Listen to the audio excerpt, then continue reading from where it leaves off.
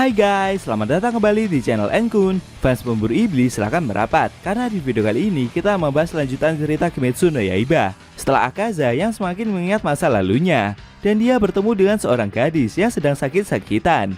Lebih tepatnya, kita akan mereview manga Kimetsu no Yaiba chapter 155 yang bersumber dari website manga kita, Mangaku atau Komiku. Buat kalian yang belum lihat review chapter sebelumnya, bisa klik link di deskripsi, atau juga bisa klik link di pojokan atas video ini ya. Dan buat kamu yang cuma ikutin animenya atau tidak mau kena spoiler, Enkun sarankan mending stop videonya aja dari sekarang. Nah, di chapter 155 ini, cerita masa lalu Akaza kembali berlanjut. Naasnya, kisah akhir dari pemuda tersebut sungguh memilukan. Penasaran? Oke, langsung aja kita bahas. Let's go!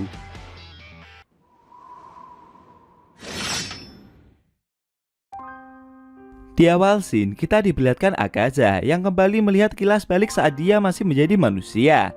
Sambil merawat anak dari Keizo, Hakuji bertanya-tanya, kenapa setiap orang yang sakit selalu meminta maaf? Mereka mungkin hanya ingin hidup mandiri. Mereka hanya ingin bernafas dengan normal. Dan merekalah yang sebenarnya paling menderita. Gadis tersebut juga meminta maaf kepada Hakuji, karena dengan merawatnya, membuat Hakuji tidak bisa berlatih atau bermain-main di luar sana. Gadis itu bernama Koyuki. Menurut Hakuji, tubuh dari Koyuki sangatlah lemah. Dia harus terus didampingi, bahkan sepanjang malam sekalipun.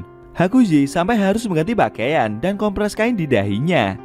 Koyuki harus sering minum air, dan ketika dia ingin pergi keluar, Hakuji harus menggendongnya. Sebelumnya, Hakuji sudah pernah merawat ayahnya yang sakit. Kejadian tersebut membuatnya jadi terbiasa, dan aktivitas yang dia jalani ini bukanlah hal yang sulit baginya. Sambil memeras kain untuk mengompres gadis itu, Hakuji memberitahu jika sejak dulu dia tidak pernah berpikir untuk bermain. Kalau dia masih punya waktu luang, yang akan Hakuji lakukan hanyalah berlatih saja. Koyuki yang mendengar hal itu memintanya untuk sesekali mengganti kebiasaan. Dia memberitahu jika malam ini akan ada pertunjukan kembang api. Koyuki meminta Hakuji untuk melihat pertunjukan tersebut, tapi Hakuji malah menjawab jika dia akan menggendong gadis itu ke jembatan demi untuk menonton kembang api bersama. Mendengar jawaban tersebut membuat gadis itu terkejut. Hakuji menambahkan jika mereka tidak bisa pergi hari ini, maka masih ada tahun depan dan tahun depannya lagi. Menurutnya, mereka berdua masih selalu memiliki kesempatan untuk menonton kembang api itu bersama. Mendengar perkataan tersebut membuat Koyuki terharu dan meneteskan air mata. Tapi bagi Hakuji, sikap yang gadis itu tunjukkan terasa begitu menjengkelkan. Karena tidak cuma sekali, Koyuki seringkali menangis sendirian, dan hal tersebut membuat Hakuji sampai tidak nyaman sendiri. Keesokan harinya, sambil minum di dekat air sumur, Hakuji berbincang-bincang dengan Keizo. Hakuji mengagumi gurunya tersebut. Dia bukanlah seorang samurai, tapi dia bisa berhasil memiliki tanah dan dojo besar itu. Dulu, gurunya pernah menyelamatkan seorang pria tua yang diserang oleh bandit.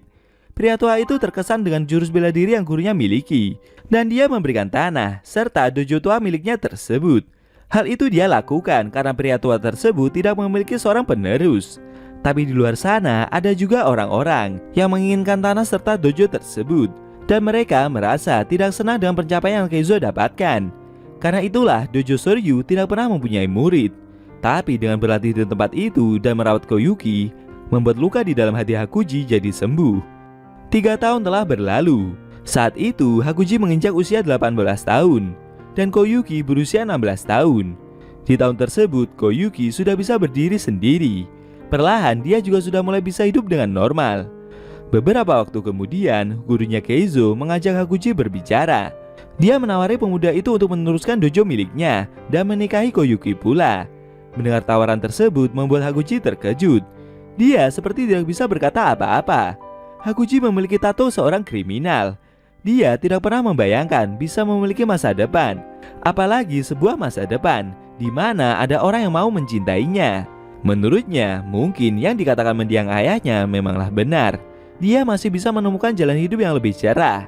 Harapan yang sudah lama hilang, di mana dia bisa memperbaiki hidupnya terus membesar, hingga membuat Hakuji tidak bisa mengendalikannya.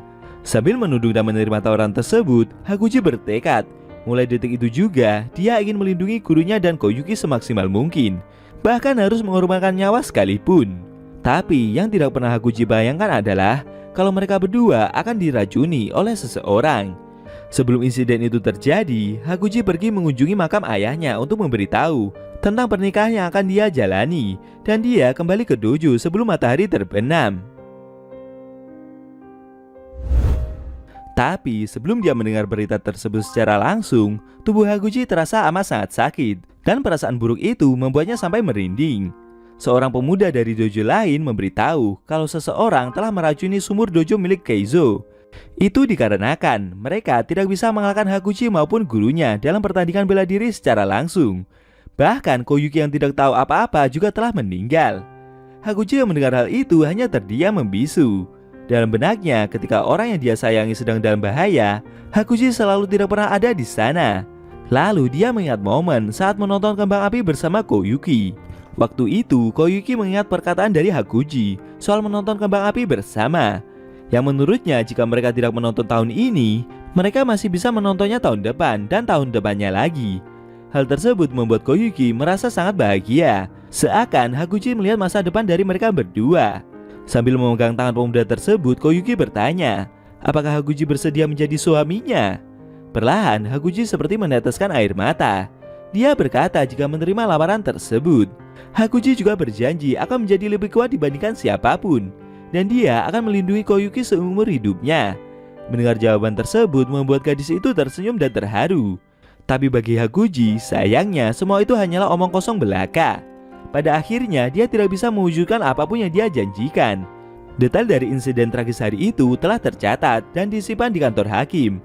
Setelah keluarga dari dojo Soryu diracuni, seorang murid yang selamat menyerang dojo sebelah, yaitu dojo Kenjutsu. Murid tersebut membunuh 67 orang yang ada di dalam dojo itu, dan dia membunuhnya dengan tangan kosong. Mayoritas tengkorak mereka remuk, organ dalam mereka hancur, bahkan jenazah yang ada ditemukan dalam keadaan yang sudah tidak berwujud lagi. Tidak sampai di situ, banyak pula bagian tubuh yang tidak bisa ditemukan. Pemandangan di dalam dojo itu benar-benar seperti di dalam neraka.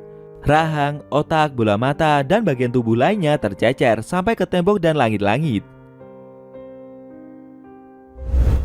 Kejadian tersebut membuat pelayan yang berada di dojo sampai syok dan menjadi gila. Catatan dari insiden itu sangat aneh dan tidak masuk akal. Setelah 30 tahun berlalu, catatan tersebut dianggap dongeng belaka dan akhirnya dihapus oleh pihak berwajib. Setelah membantai seisi dojo, di tengah malam, Hakuji berjalan sendirian dengan kondisi tubuh yang sudah bermandikan darah. Saat melewati jembatan, dia bertemu dengan Muzan.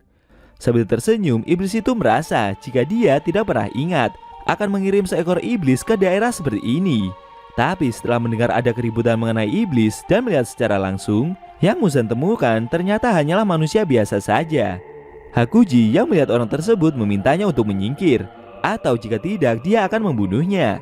Tapi dengan cepat Muzan langsung menusuk kepala pemuda tersebut. Muzan memberitahu jika dia berencana membuat 12 pasukan iblis bulan kuat. Dia penasaran, apakah Hakuji bisa menahan banyaknya darah yang dia berikan itu? Sedangkan Hakuji yang diberi darah sebanyak itu menjawab sambil terbata-bata. Dia merasa jika sama sekali tidak peduli lagi dengan apapun. Dan akhirnya Hakuji berubah menjadi iblis, serta berganti nama menjadi Akaza. Kejadian tersebut membuatnya kehilangan ingatan. Walaupun sudah tidak ada apapun yang bisa dia lindungi, tapi sekali lagi Akaza menginginkan sebuah kekuatan besar. Akaza benar-benar tidak ingin hidup di dunia yang membuatnya kehilangan keluarga lagi. Selama ratusan tahun dia telah membunuh tanpa tujuan yang jelas. Namun pada akhirnya ini hanyalah cerita yang menyedihkan, menggelikan dan tidak menarik. Sebelum kehilangan ingatannya, Hakuji mengingat saat dia menangis dan memeluk istrinya yang telah meninggal itu. Dan akhirnya Akaza mengingat masa lalunya secara utuh. Apakah dengan mengingat hal tersebut akan membuat iblis itu berhenti untuk menyerang Tanjiro dan Giyu? Lalu apa yang selanjutnya akan kedua pendekar pedang itu lakukan jika pada akhirnya Akaza memilih untuk melanjutkan pertempuran? Sayang sekali scene cerita Monkey Kimetsu no Yaiba chapter 155 telah berakhir.